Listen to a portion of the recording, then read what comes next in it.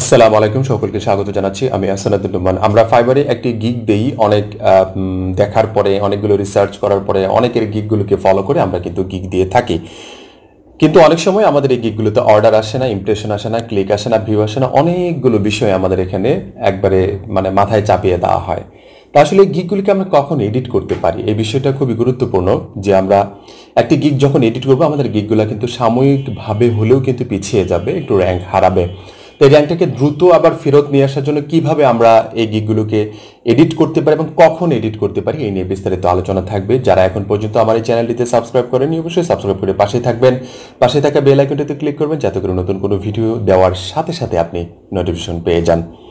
আচ্ছা, গিগ কখন এডিট করবেন? গিগ এডিট তখনই করতে যাবেন যখন আপনি আমার কাছে মনে হয় যে আপনার গিগ দেওয়ার 24 থেকে 48 ঘন্টা পর্যন্ত আপনাকে কিন্তু অপেক্ষা করা উচিত। যে আপনাকে দেখা উচিত কিছু বিষয়, যেটা আপনার ক্লিক, ভিউ, ইমপ্রেশন, এই বিষয়গুলো কীরকম আসতেছে।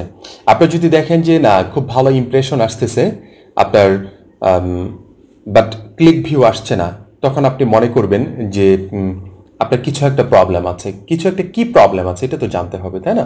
তা ওইটা জানার জন্য আপনাকে যে কাজটা করতে হবে, ইমপ্রেশনটা হচ্ছে যে আপনার কিওয়ার্ডের সাথে ম্যাচিং করে আপনাকে কিন্তু সার্চ করে পাওয়া যাচ্ছে। তার মানে কি, কিওয়ার্ডগুলো আপনার পুরোপুরি ঠিক আছে। যদি কিওয়ার্ডগুলো ঠিক থাকে, আপনার সামনে একজনের সামনে আপনি উপস্থাপন করতে পেরেছেন, বাট সে কিন্তু আপনার এটাকে পারচেজ করছে না, তখন এটি কি পরিবর্তন করতে হবে আপনাকে? আপনাকে অবশ্যই তখন দুটো জিনিস পরিবর্তন করা খুবই জরুরি। সেটির মধ্যে প্রথমটি হচ্ছে আপনার গিগ ইমেজ। অথবা গিগ ইমেজটুকু দেখে তার পছন্দ হচ্ছে না। যে ক্লায়েন্ট আপনাকে সার্চ করতেছে, যে টপিকটা দিয়ে সার্চ করছে, আপনার টপিকটা আপনার কাছে আছে, বাট আপনার যে ইমেজটা দেওয়া আছে সেই ইমেজটা পারফেক্ট না। সেই ইমেজটা দিয়ে খুব ভালোভাবে আপনি আপনার যে কাজের দক্ষতা আছে সেটা খুব প্রপারলি আপনি ফুটিয়ে তুলতে পারছেন না, বিধায় আপনার গিগটার ভিতরে যাচ্ছে না, ক্লায়েন্টরা যাচ্ছে না, অথবা যে কেউই দেখছে সে কিন্তু যাচ্ছে না। যদি এমনটিও যদি না হয় যে না, আমার ইমেজটা পারফেক্ট আছে, আমি অনেকগুলো ইমেজ দেখে শুনে সুন্দর করে বানিয়েছে, তখন আপনি চলে যেতে পারেন আপনার বাজেটের দিক থেকে। যে আপনি যে বাজেটটুকু দিয়েছেন, সে বাজেটটুকু আসলেও আদৌ ওই কাজটির জন্য হয়তোবা কম হয়ে গিয়েছে, না হয় বেশি হয়ে গিয়েছে। যদি কম হয়ে যায় তাহলে দ্বিধাদ্বন্দ্বতার ভিতরে থেকে বাইরে আপনাকে মেসেজ করছে না। যদি বেশি হয়ে থাকে তাহলে অবশ্যই এটা হাই রেঞ্জের জন্য বাইরে আপনাকে নক করছে না। দুটো বিষয় কাজ করছে এখানে। আপনি সবসময় চেষ্টা করবেন অন্যরা যেরকম বাজেট দিয়েছে তার মাঝামাঝি অবস্থা একটা বাজেট মেনটেন করার জন্য, বিশেষ করে প্রথম অবস্থায় কাজ পাওয়ার জন্য। একেবারে লো বাজেট দিবেন না, একেবারে হাই বাজেট মেনটেন করবেন না, আপনি মিডিয়াম বাজেটটুকুকে মেনটেন করবেন। এখন প্রশ্ন আসতে পারে যে আমি তো $5 দিয়েছি, এটাই কি আমার মানে এর নিচে তো আমি দিতে পারছি না। হ্যাঁ, কোনো সমস্যা নেই, কিন্তু $5 আসলে সার্ভিসটুকু কি দিচ্ছেন? মানে $5 যে প্যাকেজ আছে, প্যাকেজে যে ডিসক্রিপশনে দিয়েছেন, ছোট এক লাইনে অথবা 2 লাইনে যে ডিসক্রিপশন দিয়েছেন, সেটা খুবই গুরুত্বপূর্ণ। সেটাতে আসলে কি দিচ্ছেন? অন্যজন $5 দিচ্ছে যে 5টি ইমেজ এডিটিং করে দিবে, ঠিক আছে, আর আপনি দিয়েছেন এখানে একটি ইমেজ এডিটিং করে দিবেন।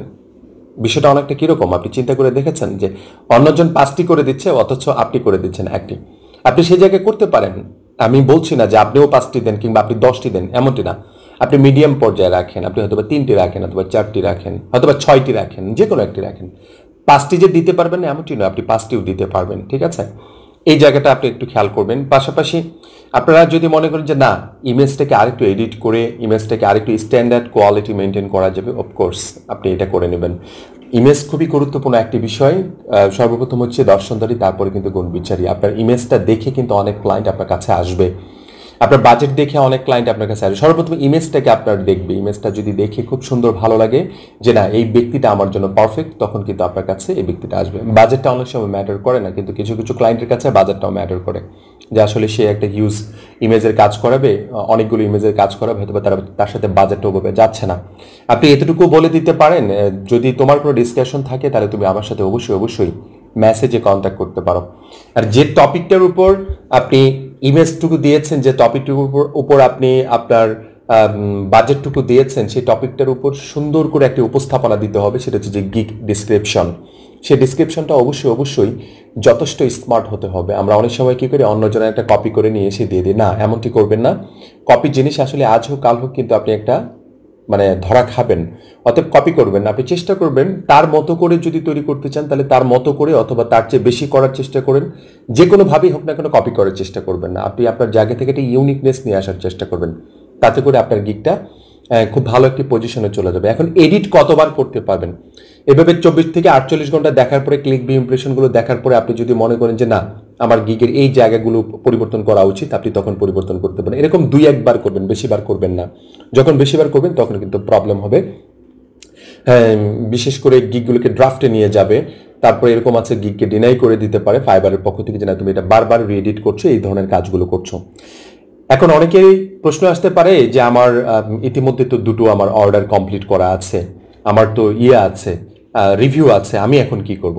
হ্যাঁ, রিভিউ থাকুক, কোনো সমস্যা না, তারপর আপনি এডিট করতে পারবেন, ঠিক আছে? কিন্তু গিগটা একটু পিছিয়ে যাবে। পিছিয়ে গেলেই যে একেবারেই চলে যাবে তা না, আপনার কিছুটা সময় পরে, কিছু দিন পরে, 15 দিন, 20 দিন, 30 দিন, হতে পারে 60 দিন, হতে পারে 90 দিন, কোনো সমস্যা নেই, কিন্তু গিগ আপনার আসবেই। আপনি যদি অপেক্ষা করেন, আপনি যদি অনলাইনে থাকেন, আপনি যদি সঠিকভাবে বায়ার রিকোয়েস্ট পাঠাতে পারেন, আমার কাছে মনে হয় যে আপনার গিগ আসবেই। তবে আপনাকে ধৈর্যের পরীক্ষা দিতে হবে এখানে। শুধু এই মার্কেট প্লেস না, অন্যান্য বিভিন্ন মার্কেট প্লেসগুলোতে আপনাকে যথেষ্ট ধৈর্যের পরীক্ষা দিতে হবে, না হয় আপনি ফ্রিল্যান্সিং সেক্টরে টিকে থাকতে পারবেন না। আপনার সর্বোচ্চ দক্ষতার, সর্বোচ্চ মানে কি বলবো এটাকে, ধৈর্যের পরিচয় আপনাকে এখানে কিন্তু দিতে হবে, সর্বোচ্চ দক্ষতার পরিচয় আপনাকে এখানে দিতে হবে। তখনই আপনি শুধু ফাইবার মার্কেট প্লেস না, অ্যানাদার মার্কেট প্লেসগুলোতে আপনি কিন্তু টিকে থাকতে পারবেন। আশা করি বুঝতে পেরেছেন।